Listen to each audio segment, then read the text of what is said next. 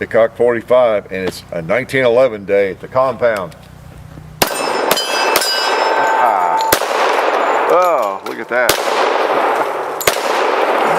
Nice. Sweet. Put some more ammo in.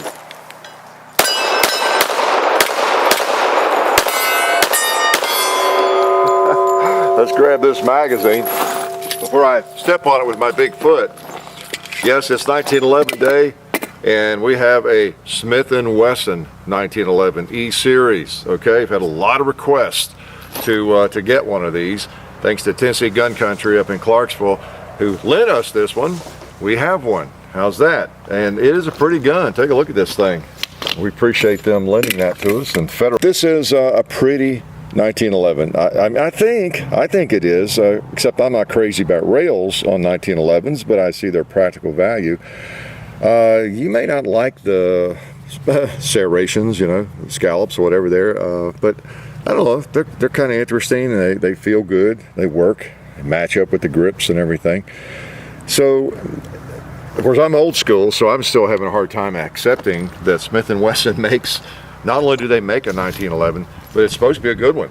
I mean, by all reports, I don't hear much negative about them.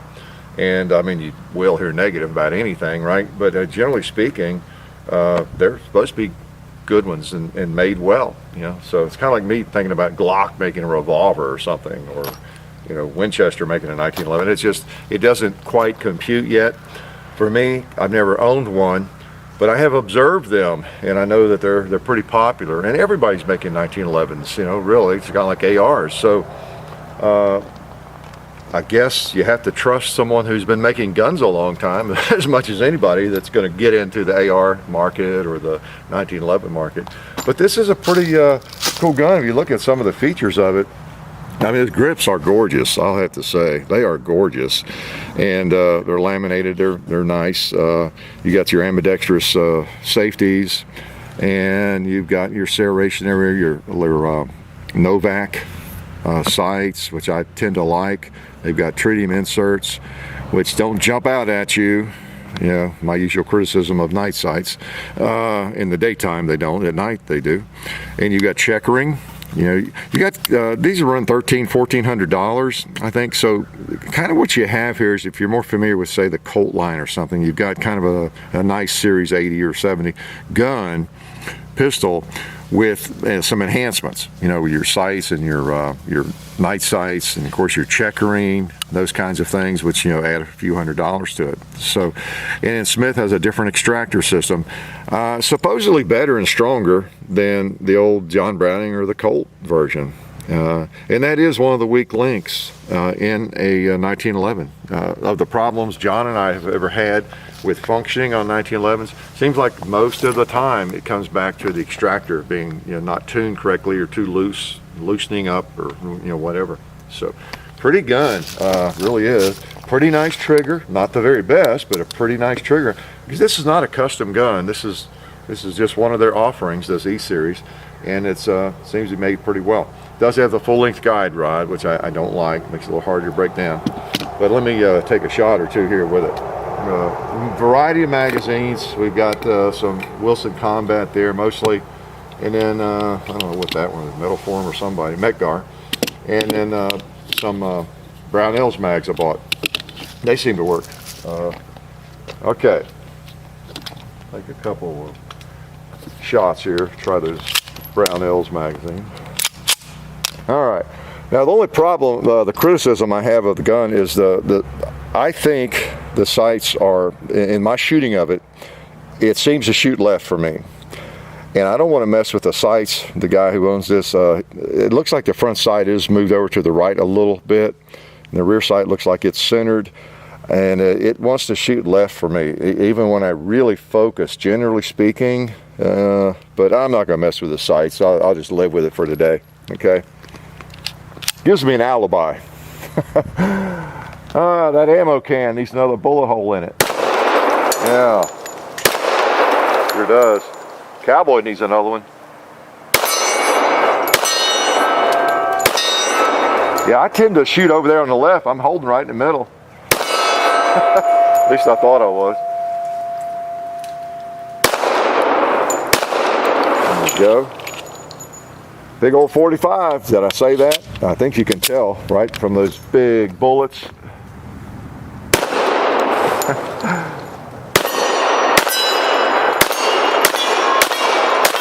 can tell the way it knocks those targets around. It's throwing some heavy lead. As I always say, whether you love a 45 or not, they're fun to shoot. The same with the 1911. It might not be your preferred pistol, but they're fun to shoot. They really are. Oh, I'm out of ammo. I think there's some over here. So as you can see, it feels good, and I am actually overcompensating a little bit, holding just slightly to the right, you know, so you know, it's just a lone loner, and so, you know, I'm not going to mess with the sights. If I were going to have to depend on it, you know, I would get those sights right on for me, of course, you know.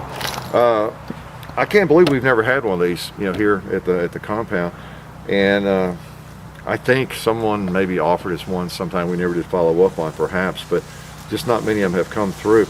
I like them. If I were shopping for a 1911 right now, and I had no prejudices, you know, no biases, you know, this would be one I would look at, you know, pretty seriously. You know, for folks that are not looking for the $500 one, you know, you're willing to put $1,000 or $1,200 or $1,300 into one, then the Smith & Wessons are probably a viable option. Because they've got, again, all the stuff you want on one of these. If you want a good feeling one, now if you just want a GI model, you know, that I like those, you know that. But if you want a real shooter and it feels great in the hand and you know, ideal in the hand, you know, things have been done to this gun, as with a lot of other semi-custom guns or custom guns. You know, like with this excellent beaver tail. You got your ambi safeties. It's even been relieved right here to where you get a little bit higher up on the firearm. You know, a little bit lower bore axis that way. You know, and you've got your serrations or striations on the top of the slide. You know, nice sights. You know, you got your front serrations there. You know, which a lot of people just love, swear by. I can live without them, with them or without them. But that's something a lot of people want. Checkering, I have come to love. I mean, I like front checkering. A lot of your basic 1911s don't have that, of course. And it's a pretty good trigger. It's not bad at all. You know, out of the box, it's a nice trigger. So let's see if it'll shoot some more. Okay. I'll go across the hill a little bit. I think where it's going a little bit left for me, I might get too frustrated, and you might see me get really mad and irate, really, at myself. You know, I really do think the sights need some adjusting. All right. Let's see, I'll try to hit the gong, see if I go left. I hold kind of the right edge of it.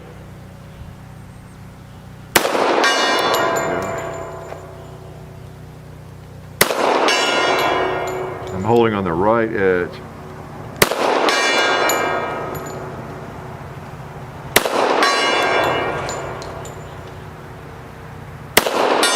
So wherever those were hitting. I can't resist trying to kill a pig. It just seems to be part of my daily routine.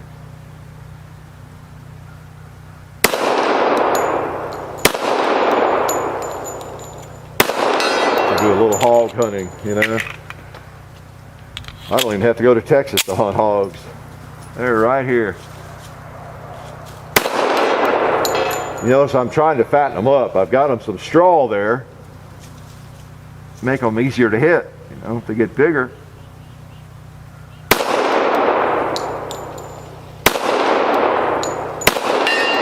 And, yeah, I'm having to hold not only right, but a little bit high to feel good to me.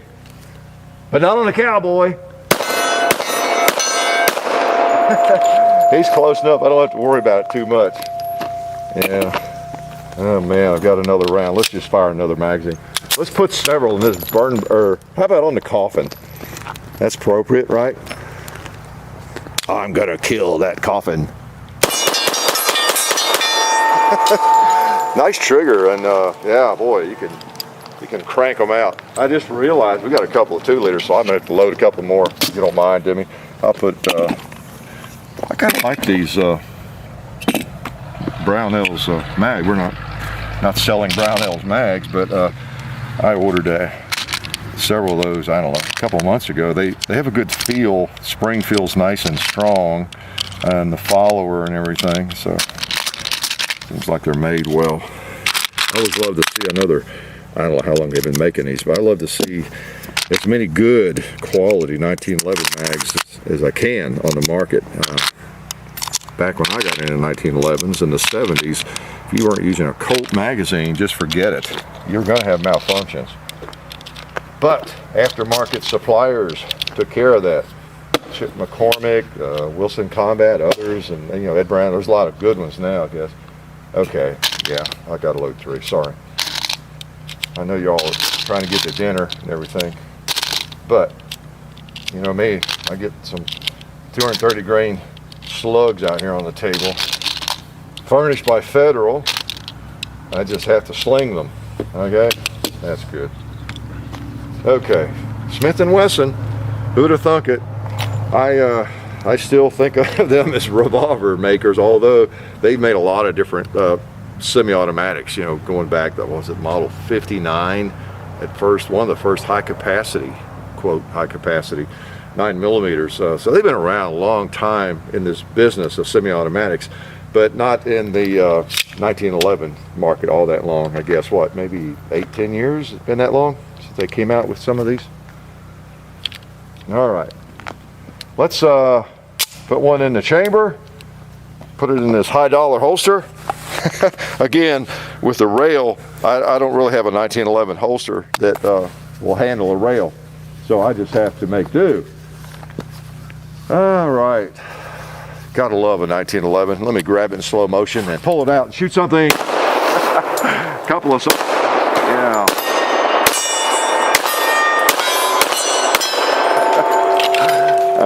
Sweet, sweet. For those who don't know, a 45 doesn't really kick that much. It looks like,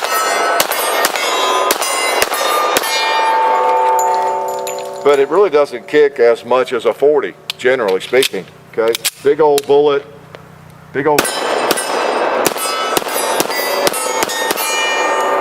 and just fun to shoot, especially if you have a quality firearm with a good trigger. Makes all the world of difference. It really does.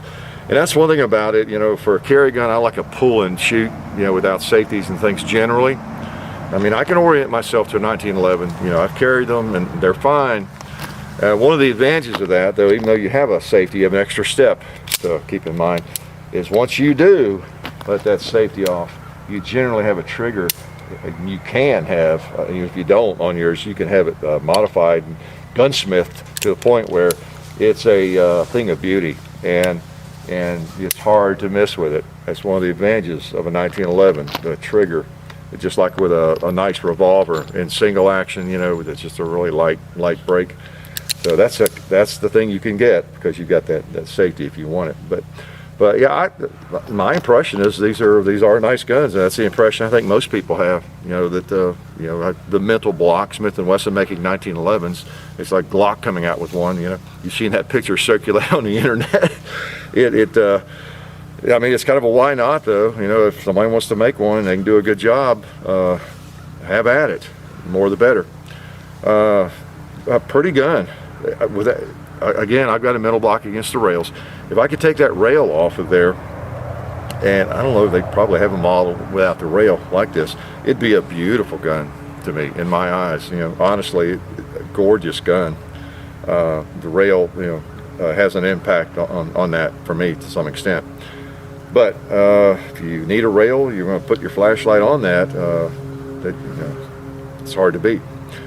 So anyway, the E-Series, this one specifically is the SW 1911 TA, and it's kind of a full package gun right off the line there. Everything you need, and not much you don't, looks to me like. Smith & Wesson E-Series. I'm glad to try one out. Feels good, shoots well. Life is good. Hi, I'm Zeke with the Sonoran Desert Institute, and here at SDI, we're extremely proud to be sponsors of the Hickok 45 channel. You may be asking yourself, well, what is SDI? SDI is an affordable, fully accredited distance learning education program we have an emphasis in gunsmithing and firearms technology. If you decide to become a gunsmith, you'll need to learn proper gunsmithing techniques, and while some people will use an apprenticeship program to gain these techniques, a formal education will ensure an organized, more comprehensive learning environment. But when you choose a gunsmithing school, it's still kind of difficult, so it's very important that you choose a gunsmithing school that meet the following criteria. First, look for a nationally or regionally accredited program. And whether distance learning online or through a brick and mortar ground program, a gunsmithing program should always have a hands-on element. And finally, make sure you look for a school with high student satisfaction. Find reviews online, check out its Facebook or other social media, or get on the same social media sites, find some alumni, and ask to speak with them about their experience. And while we're not at SDI today, I do have some of the firearms I've learned to work on and built myself through the SDI program. So let's go take a look at them. Okay, maybe not. We'll just get seriously. Can I not get a chair that fits me? I'm a big guy, dude. So I guess back to what we were originally talking about. Above all else, find the school that's right for you. It's not always going to be the distance education programs or the brick and mortar ground schools that are for everybody. Just make sure you do your research on multiple options before you make that decision. But if you want more information on our gunsmithing school, just go to www.sdi.edu or call us at 1-800-336-8939.